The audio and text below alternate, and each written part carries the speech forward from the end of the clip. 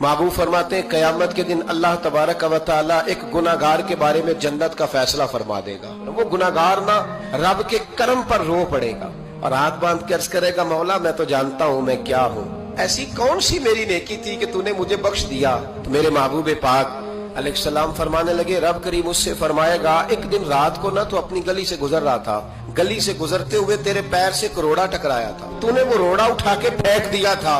क्यों फेंका था? तो नेकी चूंकि उसकी नजर में मामूली थी तो वो भूल चुका था। कहेगा या अल्लाह वो वाला रोड़ा, मालिक करीम वो तो मैंने इसलिए उठाया था कि मेरे मोहल्ले में बूढ़े भी रहते हैं, बीमार भी रहते हैं, बच्चे भी रहते हैं, कमजोर भी रहते हैं, इसलिए उठाया था किसी को ठोकर न लग जाए। रब करीम ने फरमाया तू रात के अंधेरों में रोड़े उठा उठा के मेरे बंदों का ख्याल रखे तो मैं आज कयामत के दिन तेरा ख्याल ना रखूं। फरमाया उस एक रोड़े के उठाने की बरकत से मैंने तेरे लिए जन्नत का फैसला